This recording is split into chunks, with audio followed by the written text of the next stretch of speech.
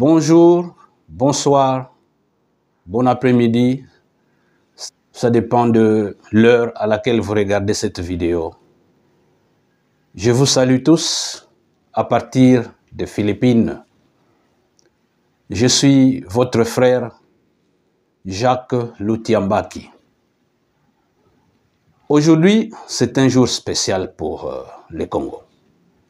Pourquoi? Parce que je viens pour vous annoncer une très bonne nouvelle.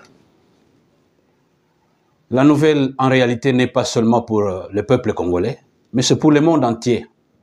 Parce que, après tout, tout ce que nous allons faire sera pour le bénéfice de l'humanité.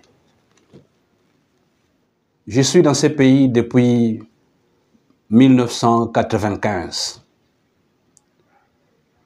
Dieu m'a amené dans ce pays parce qu'il m'avait préparé depuis le Congo à conduire une certaine mission. Une mission que je devais remplir au niveau mondial. Je ne suis pas ici pour vous raconter l'histoire, mais plutôt, je viens vous raconter simplement le résultat. C'est quand on a accompli, c'est quand on a réussi qu'on peut se prononcer sur quelque chose. Parce que les affaires de Dieu, ce sont des affaires délicates. Le Congo est un pays qui est beaucoup aimé par Dieu. Pour élever le Congo, Dieu a besoin des hommes. Nous avons écouté beaucoup de prédictions qui ont été faites au sujet de notre pays. Beaucoup de personnes ont dit que le Congo sera grand, le Congo sera le centre du développement du monde, de l'Afrique. Mais pour réussir à ce point-là, Dieu doit nécessairement susciter les hommes dans tous les domaines. Dans les domaines politiques, dans les domaines religieux, dans les domaines scientifiques, dans les domaines économiques. Dieu va amener des gens, même dans les sports et loisirs. Dieu va susciter des gens qui viendront pour élever le Congo. Déjà, sur le plan politique, que vous croyez ou pas, notre président est en train de faire un grand travail. Ça, c'est un homme de Dieu. Je vous le confirme. Mais dans d'autres domaines, nous devons trouver aussi des gens. Dieu a préparé des personnes qui sont là. Dans les domaines scientifiques, Dieu a préparé son ange qui vous parle. C'est bien moi, l'ange de la connaissance scientifique. Je viens pour vous annoncer une très bonne nouvelle, une nouvelle scientifique qui va peut-être vous surprendre, mais ne soyez pas surpris, parce que nous tous, nous avons le même potentiel. Que l'on soit blanc, que l'on soit noir, jaune, Dieu a mis quelque chose de commun en nous tous. Le cerveau est commun, le cœur est commun, tout est commun. Donc, nous venons tous d'une seule source. Donc, ne soyez pas surpris que aujourd'hui, je viens de vous dire que je suis l'ange de la connaissance scientifique. Je ne le fais pas simplement en tant que déclaration, mais j'ai des preuves, j'ai le travail que j'ai accompli. Alors, c'est ça que je voudrais vous faire voir. Pour faire cela, je vais vous expliquer à propos de l'énergie. Parce que l'énergie est la cause même de tous les troubles que nous avons dans le monde. les guerres, les génocides et autres actes de violence sont tous basés sur cette quête ou la conquête de l'énergie. Tout le monde veut avoir l'énergie. Mais nous savons que pour que l'énergie soit utilisée, il faut en avoir la connaissance. Pour produire l'énergie, il faut des gens qui doivent venir avec des formules. Déjà, depuis le siècle passé, les grands savants du XXe siècle que vous connaissez bien, Albert Einstein, avaient révélé la formule de l'énergie. Donc, basé sur l'idée de Albert Einstein, aujourd'hui, je vais vous donner une autre formule qui est similaire à celle qu'il nous a donnée. Et ça ne signifie pas que nous allons rejeter sa formule. Non, ce n'est pas un rejet, mais plutôt c'est emmener les choses à un niveau plus élevé. Alors, c'est depuis 2013, exactement en cette date le 1er juin 2013, que j'ai reçu la révélation de la formule fondamentale de l'énergie. Pourquoi nous disons formule fondamentale? Donc le mot-clé ici, c'est fondamental. Nous connaissons déjà la formule de l'énergie. Einstein nous a donné la formule de l'énergie sous cette forme. Ça dit ici, énergie égale à masse multipliée par la vitesse de la lumière au carré. Cette formule est parfaite telle qu'elle est. Donc, ne pensez pas que si je vous donne une autre version, que ceci va tomber. Non, ça ne tombera pas. Pourquoi? Parce que cette formule nous dit que pour produire de l'énergie, il suffit d'avoir un objet qui a de la masse, la matière. Et nous connaissons les 3 états de la matière en chimie. La matière ici peut être solide, liquide ou gaz. Donc, n'importe quoi peut servir de source de production de l'énergie. Le sable, ça peut être transformé en énergie. Il suffit que nous comprenions comment animer cela de la vitesse de la lumière. La vitesse de la lumière.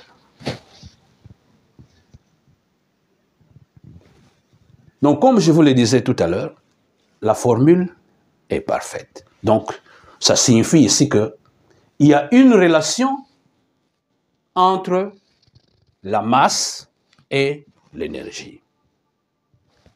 La masse peut devenir l'énergie. Mais aussi, nous savons que au commencement, il n'y avait pas la masse. Au commencement, il n'y avait pas la lumière. Parce que la lumière, c'est aussi la matière. Ça, c'est bien enseigné en physique. Donc, la lumière et la masse, ou la matière, n'ont pas existé au commencement. Ce qui a existé au commencement, c'est l'énergie.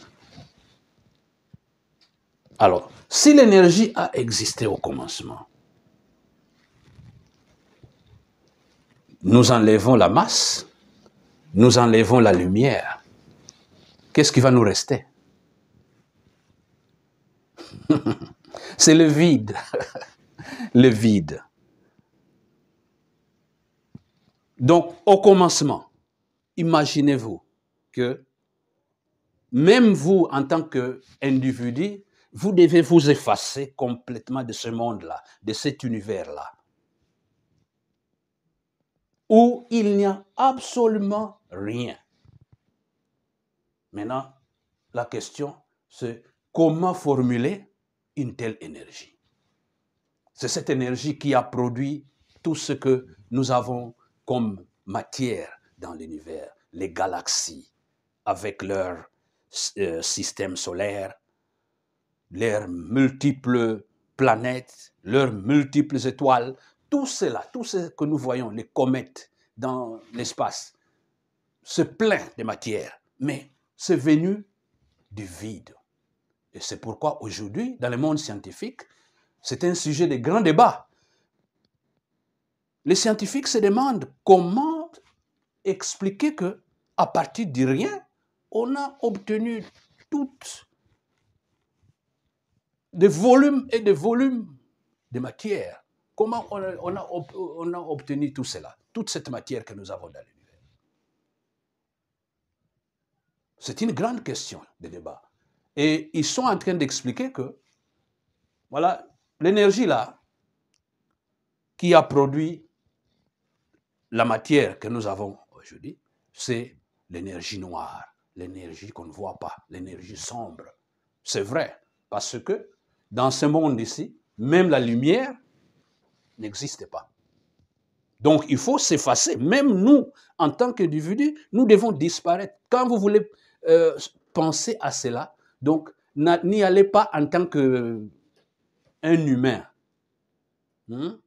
Qui raisonne en fonction de qu'est-ce qu'on peut toucher, qu'est-ce qu'on peut voir. Non, ça c'est trop physique. Donc vous ne devez pas être trop physique pour penser à cette énergie. Alors qu'est-ce que nous allons mettre à la place de la masse, qui est la matière, et de la lumière, qui est aussi la matière? Pour trouver cela, bien sûr, vous me direz, non, il n'y a rien. Mais qu'est-ce qu'on va mettre? On ne doit mettre rien. Non. Non. Dieu, qui est le Créateur, a prévu tout. Il peut nous révéler ce qu'il faut mettre à la place de la matière. Il a tout préparé. La solution est là. Nous n'avons pas besoin d'aller dans d'autres univers pour dire, voilà, la solution se trouve peut-être dans l'autre univers. Non. Comme les scientifiques essayent de faire pour certains cas. Quand ils n'ont pas de solution, ils se disent, non, peut-être la solution doit se trouver dans d'autres univers. Alors, nous avons ce qu'on appelle le multi-univers. Et ça, c'est la fausseté. C'est faux. Mais alors, qu'est-ce que nous allons mettre ici? Sachez que pour avoir l'énergie, nous cherchons la matière, n'est-ce pas? On va acheter la matière quand on n'en a pas chez soi. Nous allons chercher la matière quelque part, alors en échange avec l'argent. Ça signifie que l'argent et la matière peuvent s'échanger. On peut faire des échanges. Je vous donne l'argent, vous me donnez la matière. Je vous donne la matière, vous me donnez l'argent. Donc, cette relation existe. Ça signifie aussi que l'argent a une relation avec l'énergie. C'est-à-dire, si vous voulez avoir l'énergie, il suffit que vous ayez l'argent pour aller acheter la matière. Et vous pouvez produire l'énergie. si vous avez l'énergie, vous pouvez vendre pour avoir l'argent. Voilà. Ça, c'est une relation indiscutable. Maintenant, la question est, qu'est-ce que l'argent? Vous pouvez penser que l'argent, c'est la création de l'homme. C'est l'homme qui a inventé l'argent. C'est vrai, vous pouvez penser comme ça. Mais d'où est venue l'idée de l'argent? C'est ça la question. D'où est venue l'idée de fabriquer l'argent? C'est prévu par les créateurs. Dieu est le maître de la vie. C'est lui qui avait prévu toutes ces choses que l'homme devait faire dans le processus de grandir et de s'épanouir, de se développer. Donc ça, ce sont des choses que Dieu a prévues. Par conséquent, même si l'argent a été inventé par les hommes, c'est un produit des principes inscrits dans ce que nous appelons la conscience universelle. Pour ceux qui ne comprennent pas, peut-être, je peux vous expliquer un peu. La conscience universelle, c'est la source de toutes les pensées bonnes qui nous amènent vers le progrès. Donc, les gens qui inventent, les gens qui créent des choses, ils puisent leurs idées dans cette conscience universelle, qui est Dieu lui-même. Voilà. Donc, nous avons déjà l'idée que l'argent, ce n'est pas un fruit du hasard. C'est quelque chose de prévu par Dieu. Alors, qu'est-ce que l'argent? L'argent, c'est simple à définir. C'est une valeur numérique que nous donnons à un objet pour l'échange avec d'autres. Vous voulez avoir quelque chose en échange, vous donnez l'argent et puis la personne vous donne la matière. Donc, la matière devient l'argent et l'argent peut devenir la matière. Donc, c'est ça exactement. Mais l'argent en soi, c'est une valeur numérique. Pour comprendre ceci, lorsque vous vendez les choses, vous vendez vos articles, vous avez vendu la matière, vous avez l'argent, qu'est-ce que vous faites? Vous allez en banque pour déposer l'argent. Après avoir déposé l'argent, la banque va vous donner une carte sur laquelle est écrit un nombre. Le nombre, c'est ce que vous allez porter partout où vous irez.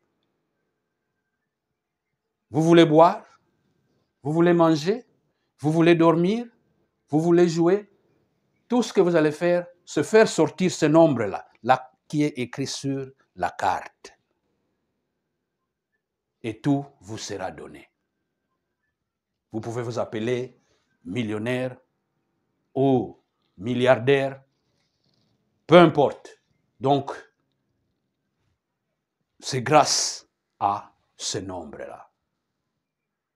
Ce qui signifie que le nombre ou la valeur numérique que nous donnons à des objets peut être utilisé pour mesurer l'énergie, c'est-à-dire pour formuler l'énergie première universelle.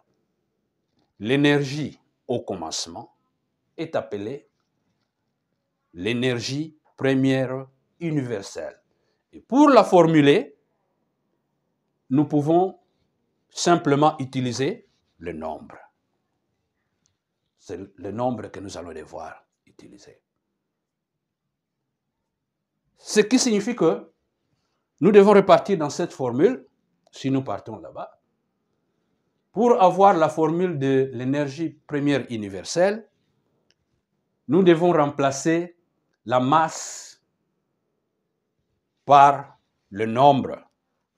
Donc, vous aurez énergie égale nombre multiplié par la vitesse du nombre. La vitesse du nombre ou vitesse numérique au carré. Voici la nouvelle formule. La formule d'Einstein, comme nous venons de voir au-dessus, c'était énergie égale masse.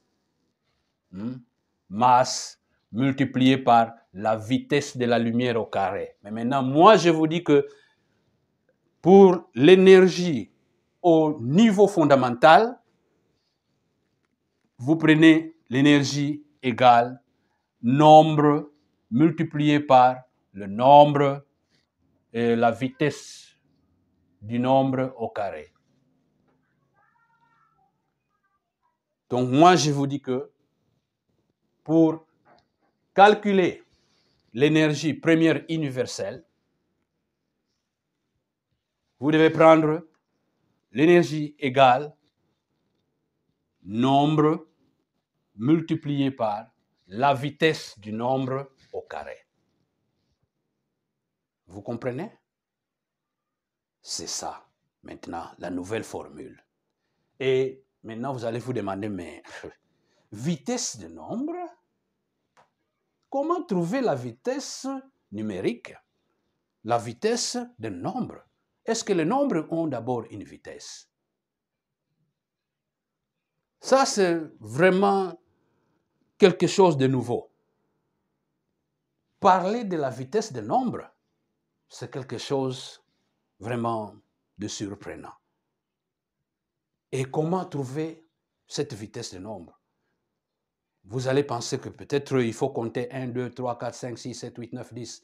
Mais moi, je peux compter comme cela. Mais il y a un autre qui peut compter plus vite que moi. Et la machine comptera encore beaucoup plus vite que l'autre là. C'est pourquoi nous devons chercher une valeur universelle qui doit être placée ici. Donc, la vitesse de la lumière. Donc, chaque fois que vous verrez ce symbole ici, ça signifie la vitesse du nombre. Ça signifie la vitesse du nombre qui remplace la vitesse de la lumière.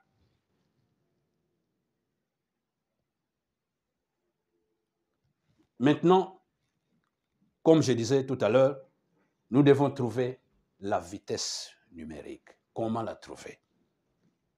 Pour trouver la vitesse numérique, nous devons aller au fondement, à la fondation. Nous allons encore essayer de comprendre la vraie nature du nombre.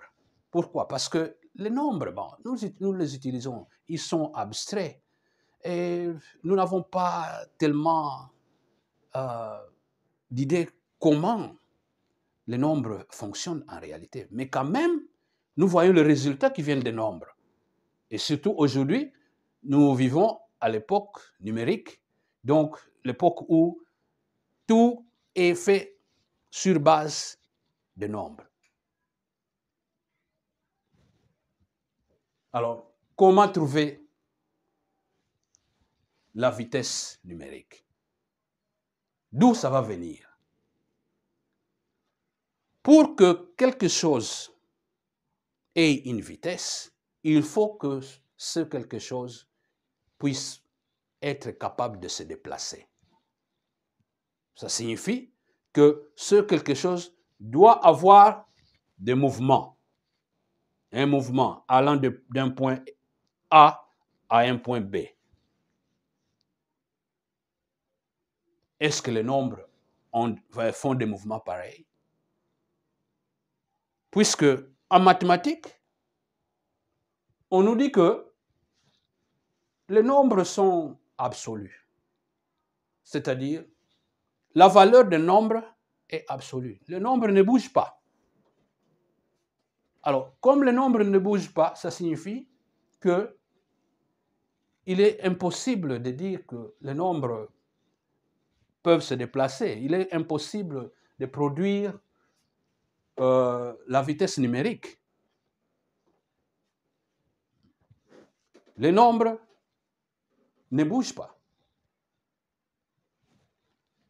Alors, on nous dit simplement que si vous avez 5, c'est égal à 5. Jamais égal à 3, jamais égal à 8. 8, c'est 8. 3, c'est 3. C'est ça qu'on appelle l'absolutisme du nombre. Mais nous utilisons les 4 opérations fondamentales pour que ce nombre travaille, pour que ce nombre fonctionne. Nous avons l'addition, la soustraction, la multiplication et la division. Voici les opérations que nous appliquons sur les nombres pour les faire fonctionner. Mais je voudrais vous dire que ça, c'est une contradiction. Il y a une contradiction ici. Quelque chose qui est absolu ne peut pas se diviser. Quelque chose qui est absolu ne peut pas se multiplier. Ça ne peut pas se soustraire et ça ne peut pas s'additionner.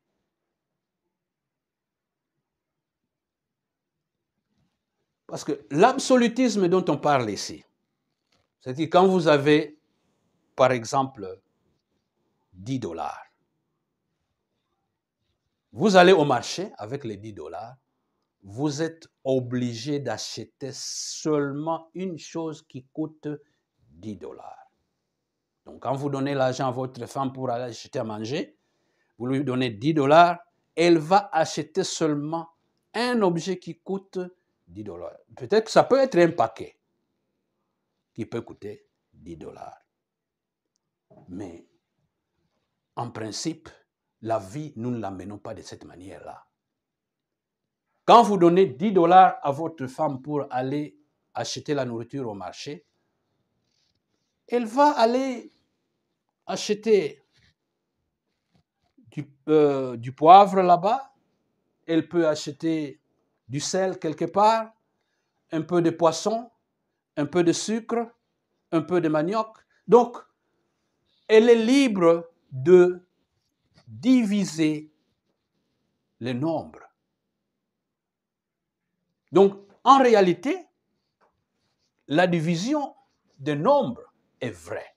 Ça existe. Et pourquoi cela est possible? Simplement parce que les nombres ne sont pas absolus. La valeur d'un nombre n'est pas absolue. La valeur d'un nombre peut changer. C'est pourquoi nous disons que ça, c'est une grande controverse, ou bien ce que j'appellerais, c'est un paradoxe qui existe au cœur de la mathématique. Voici un problème au cœur de la mathématique. Tout le monde croit que les nombres sont absolus. Ça, c'est comme les gens qui ont vécu jusqu'au XVIe siècle, qui pensaient que c'était le soleil qui allait autour de la Terre. Donc, c'est le même cas ici. Nous devons changer notre concept, notre compréhension de la nature des nombres. À partir d'aujourd'hui, vous devez savoir que la valeur d'un nombre n'est pas absolue, c'est-à-dire la valeur d'un nombre est relative, variable, flexible. Pourquoi? Parce que si vous avez 5, vous pouvez l'utiliser en découpant les 5. vous pouvez utiliser les valeurs qui sont dedans. Donc, 5 se présente comme dans ces graphiques, je vous fais voir. Donc, tout ça, c'est un bloc de 5. Mais au-dedans, vous avez 1, 2, 3, 4 et 5 lui-même. À partir d'aujourd'hui, vous devez savoir que 5 n'est pas seulement égal à 5. 5 est égal à 1, 2, 3, 4, 5. 5 se présente comme cette antenne ici. C'est comme l'antenne. Bon, ça c'est un stylo à billes, mais qui est comme l'antenne. Vous voyez, vous pouvez pousser ça comme ça, vous pouvez ajuster. Tous les petits segments, il y a des petits segments comme ça, qui sont là, ça entre dedans, ça rentre dedans. Et puis, si vous étirez, et puis vous avez tous ces segments sortant ici. Donc, dans 5, il y a le segment de 1, de 2, de 3, de 4, qui peuvent sortir de ce 5, et le 5 lui-même. C'est pourquoi nous pouvons calculer la valeur relative du nombre 5. Cette valeur, vous la calculez en additionnant toutes les valeurs à partir de 1 jusqu'à 5. Si votre nombre ici est 18, vous prenez toutes les valeurs à partir de 1 jusqu'à 18. Quand vous faites la somme de toutes ces valeurs-là, pour le nombre 5, bien sûr, vous avez 15. Et comment trouver ce 15 ici? Il suffit de prendre le nombre 5, vous multipliez par le consécutif de 5, c'est-à-dire le nombre qui suit 5, c'est 6, en ajoutant simplement 1. Donc 5 plus 1, ce qui fait 6, divisé par 2. Voilà la façon dont vous pouvez présenter cela. Donc vous les avez n multiplié par n plus 1 divisé par 2. Vous avez la valeur du nombre. Pour tout nombre que vous pouvez trouver, faites ça et ça sera comme cela. Là, ça va vous donner exactement. Donc, si vous voulez connaître, par exemple, la valeur relative du nombre 100, donc vous aurez cette valeur du nombre 100 juste comme ça.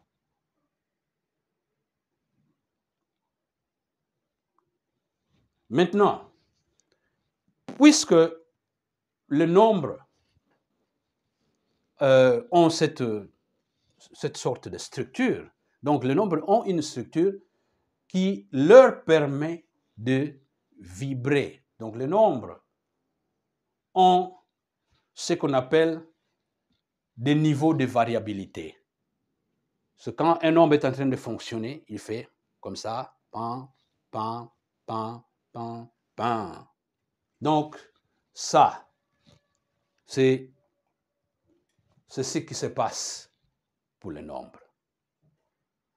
Les niveaux de variabilité. Et chaque nombre a n plus 1 nombre de variabilité, de nombre de niveaux de variabilité. Donc, chaque nombre a n plus 1 nombre de niveaux de variabilité. C'est tout. Maintenant que nous connaissons que le nombre vibre, donc nous pouvons trouver la vitesse de cette vibration. La vibration, c'est-à-dire quoi? C'est comme ça. Voilà. Ça, donc les nombres font des mouvements comme ça, comme des ressorts. Les nombres sont comme des ressorts et font des mouvements. Alors ça, nous pouvons calculer la vitesse numérique basé sur la vibration des nombres. Et quand le nombre vibre, il vibre en une dimension, 2 dimensions ou 3 dimensions. Et quand le nombre vibre, il produit de l'énergie. Pour trouver l'énergie des nombres, pour extraire l'énergie qui se trouve dans le nombre, nous devons utiliser des opérations physiques. Donc, en plus de 4 opérations fondamentales que nous connaissons, nous aurons 5 opérations physiques que nous pouvons appliquer au nombre. Donc, les nombres peuvent être accélérés, ils peuvent être décélérés, ils peuvent être étendus, donc là c'est l'expansion. Les nombres peuvent être projetés, c'est-à-dire vous avez un nombre ici, vous les projetez et quand il arrive là-bas, qu'est-ce qui va se passer? Les nombres peuvent s'exploser. Pour produire l'énergie des nombres, nous pouvons créer l'explosion des nombres. Les choses dont je suis en train de parler ici, ce sont des choses qui vont au-delà de l'entendement humain. Vous n'avez jamais écouté cela nulle part au monde, qu'on peut causer l'explosion des nombres, la projection des nombres, l'expansion des nombres, la décélération des nombres ou l'accélération des nombres. Cela n'existe nulle part. Mais ça ne signifie pas que ça n'existe pas. Je vous ai dit au commencement que nous sommes en train de parler de l'énergie au commencement, où il n'y avait rien. Donc, nous entrons dans un monde abstrait. Dans ce monde abstrait, c'est seulement les nombres qui peuvent nous aider. C'est pourquoi nous allons utiliser des nombres. Alors maintenant, vous allez vous demander, mais quel est le bénéfice d'étudier? Le bénéfice de l'étude de la relativité des nombres. Pourquoi nous devons étudier les nombres? Vous savez,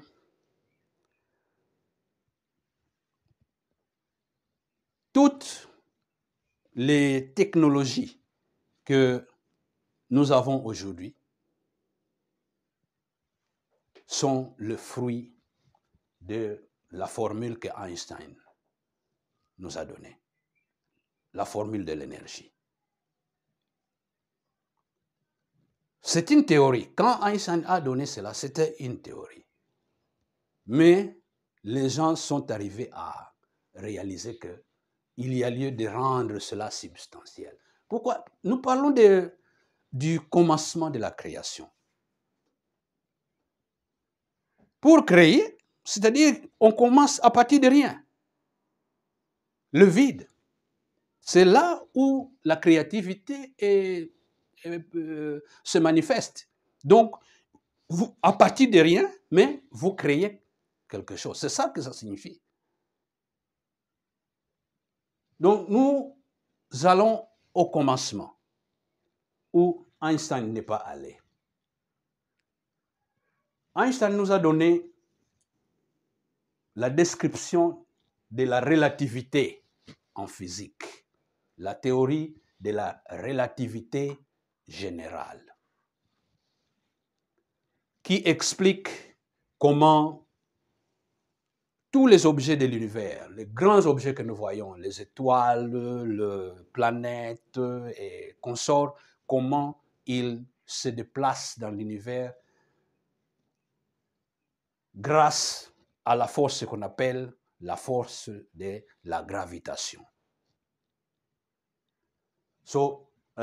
Donc, Einstein a exploité cet aspect-là physique de grand en grand. Mais aussi, dans l'entretemps, les physiciens avait découvert que toutes ces structures que nous voyons dans l'espace pouvaient se retrouver aussi dans la matière, mais à de petites dimensions, à des dimensions microscopiques. Ça, c'est ce qu'on appelle le monde des atomes, le monde atomique. Et c'est grâce à l'étude de ce monde atomique-là que nos ordinateurs fonctionnent.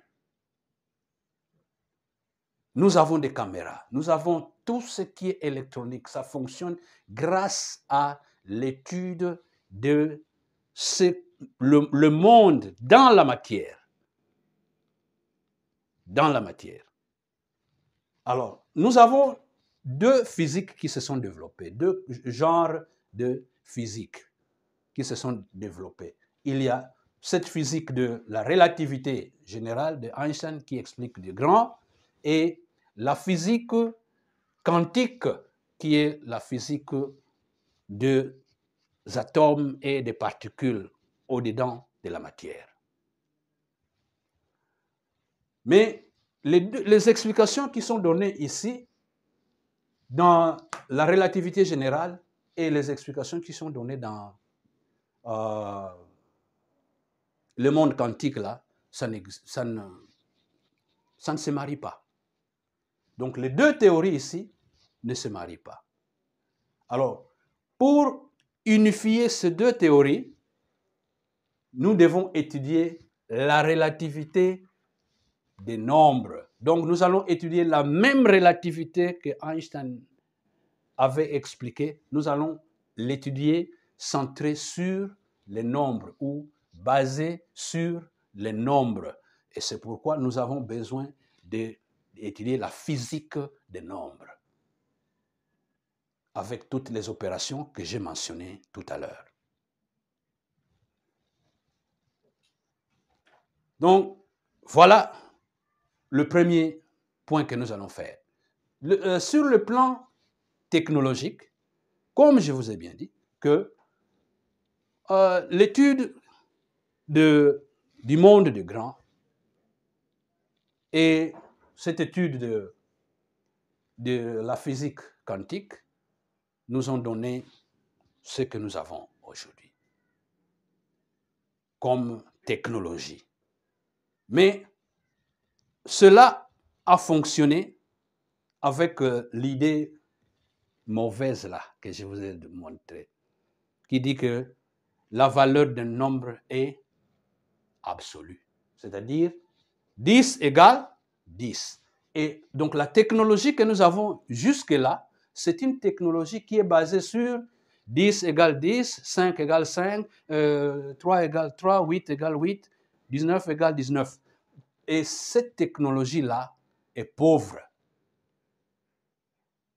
Pourquoi? Parce que 10 signifie 1, 2, 3, 4, 5, 6, 7, 8, 9, 10. C'est beaucoup ça. Donc il y a plusieurs possibilités. Mais avec la technologie que nous avons aujourd'hui, c'est pourquoi même vos ordinateurs, quand ça ne fonctionne qu'en cherchant l'information qu'avec une seule option. Soit 0 ou bien 1. C'est tout ce que ça fait.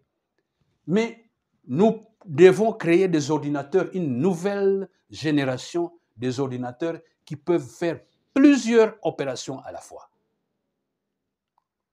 Ça va améliorer les caméras. Les caméras ici seront capables de filmer même des choses qui se passent sur la Lune.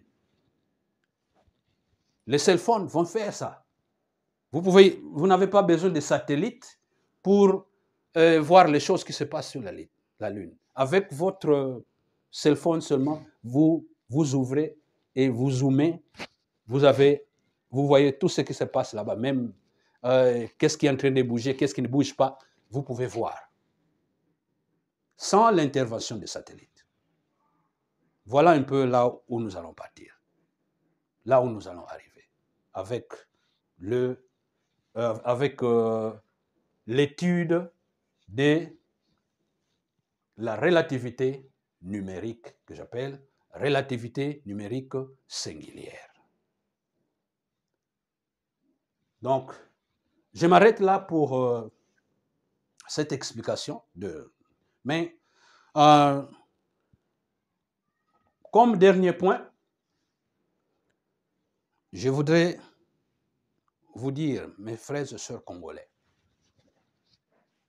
que ça, c'est une occasion en or que Dieu nous donne. Alors, vous avez un devoir.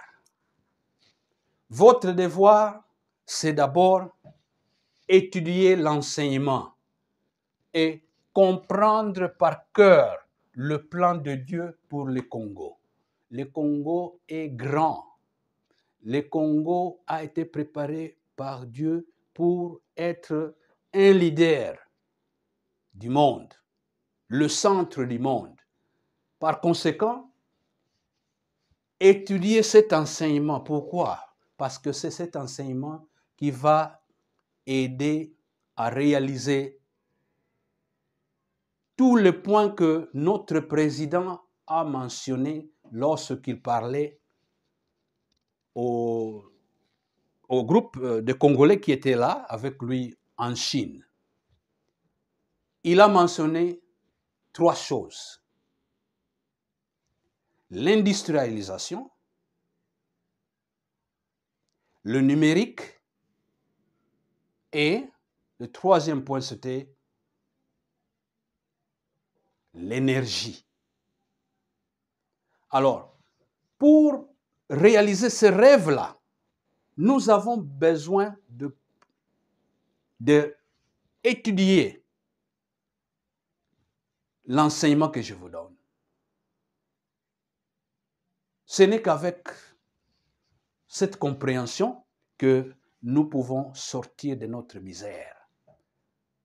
Et c'est nous qui allons enseigner cela aux autres.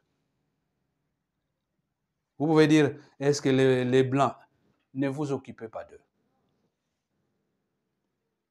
Suivez-moi. Écoutez-moi. Donc ça, c'est une opportunité pour tout le monde. Je vais donner des enseignements sur YouTube.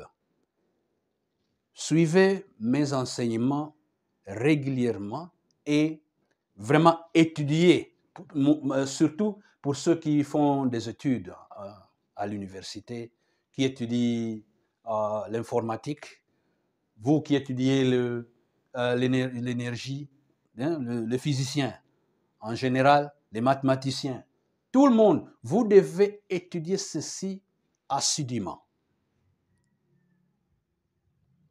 Mettez-vous à l'étude de ceci. Qui que vous soyez, du président au chef du village, du recteur de campus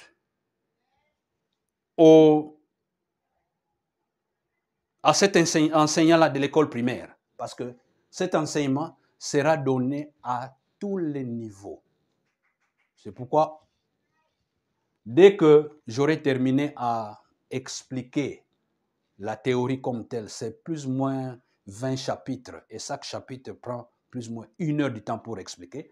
Dès que j'aurai terminé, alors nous aurons une conférence à Kinshasa avec toutes les élites du pays. Donc les grandes têtes du pays doivent s'asseoir et nous allons arranger cet enseignement par niveau. Ça, ce n'est pas seulement moi qui dois faire ce travail. Moi, mon travail, je suis en train de le faire, c'est vous enseigner, vous donner la matière. Alors, la répartition sera faite par les gens qualifiés qui sont dans les domaines. Je ne suis pas égoïste. Je vous donne l'opportunité et je dis que ça, ce n'est pas une affaire d'un individu, c'est une affaire du monde entier. En réalité, c'est pour le monde, mais je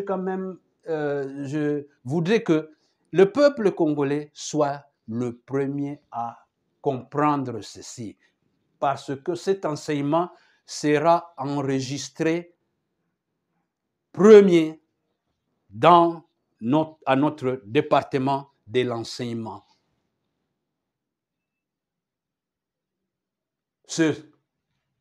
Le département de l'enseignement du Congo qui va s'approprier de ceci comme patrimoine intellectuel pour le Congo. Donc, ce n'est pas seulement un travail d'un individu, c'est un travail de tout le monde. Écoutez-moi très bien. Ceux qui vont résister, vous serez misérables après. Et c'est pourquoi je vous dis que moi qui suis là pour donner cet enseignement, j'ai besoin de votre support ou bien de votre financement. Vous devez m'aider financièrement. Aidez-moi financièrement. C'est-à-dire quoi? J'ai beaucoup de choses à faire avant que nous ne arrivions à cette étape-là de la conférence que nous aurons à Kinshasa. Je dois faire toutes ces choses-là et j'ai besoin de sous pour que je résolve tous les problèmes concernant ceci. Ce n'est pas l'argent que je demande pour m'acheter une voiture ou une maison. Non, ça c'est pour le travail que je vais faire. Vous voyez par exemple ici, ça c'est une télévision. N'est-ce pas? Mon ordinateur, vous savez combien ça coûte? Le caméra qui prend des images que vous voyez ici. Donc, pensez dans cette direction-là. Pour arranger même tout cet environnement, mettre des drapeaux, mettre tout ceci, ça a coûté de l'argent. Voilà pourquoi j'ai besoin de cette assistance financière. Et cette aide financière peut venir d'un individu, quelqu'un qui sent que, bon, vraiment, nous devons aider ce frère pour que nous puissions réussir. Parce que c'est pour le bien de notre nation et pour le monde. Vous pouvez vous porter garant de dire, ok, de combien vous avez besoin. Faites ça. Vous savez les bénéfices de cela? Vous ne savez pas. Nous sommes en train de parler de Einstein. Allez au-delà de ce que Einstein a fait. Vous connaissez le niveau de Einstein? Et si vous êtes lié à cet homme-là, qu'est-ce que vous pensez? Qu'est-ce que le futur sera pour vous? Pensez-y. Je vous donne cela comme votre matière à réflexion. Donc, ça peut être un individu, ça peut être une fondation, ça peut être le gouvernement, ça peut être une organisation, ça peut être de n'importe qui, une société qui pense qu'ils doivent aider. J'ai mon numéro, mon adresse ici. Écrivez-moi une note ici, à partir de ceci. Vous m'écrivez et vous pouvez aussi visiter, par exemple, la page ici sur Facebook. Ça, c'est un groupe que j'avais créé sur Facebook il y a longtemps. Vous pouvez vous référer à ceci pour avoir beaucoup plus d'informations. Mais pour ceux qui veulent aider financièrement, écrivez-moi et puis je vais vous donner nous allons causer pour faire des coordonnées et trouver comment le faire exactement. Je suis dans un pays où il y a un peu des complications dans ce sens-là. Donc, il faut vraiment qu'on arrange ça très bien.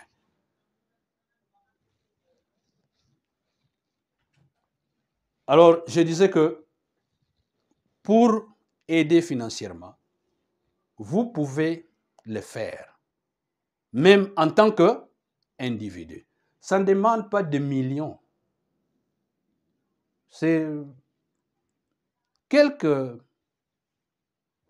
centaines d'euros. Vous comprenez? Donc, ça ne demande pas de millions.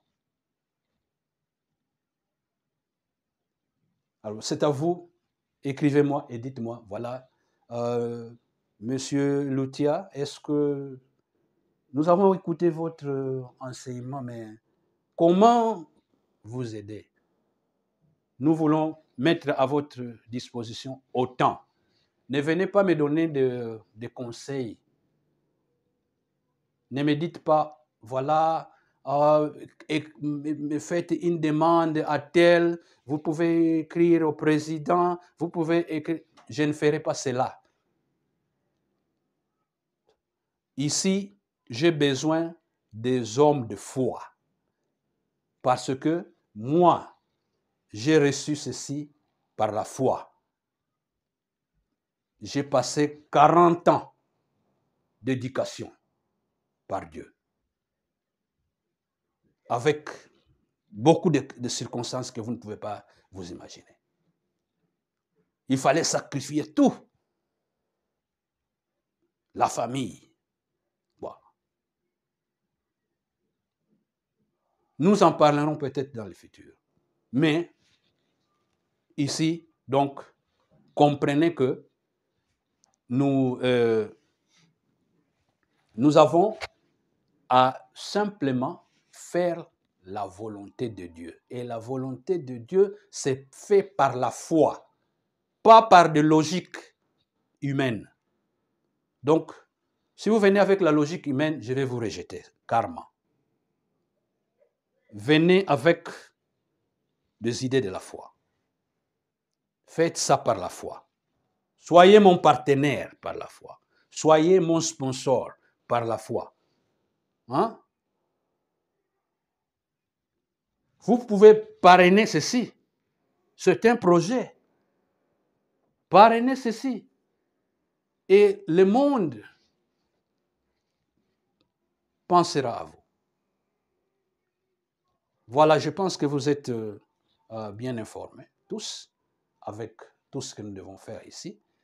Alors, je souhaite à tout le monde bonne compréhension, que le Saint-Esprit de Dieu, le Saint-Esprit travaille en vous pour vous illuminer, vous éclairer sur ce que je suis en train de donner. Le Congo ne sera sauvé que par des hommes qui viennent avec les idées constructives.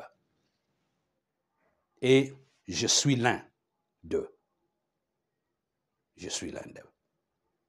À bon entendeur, salut.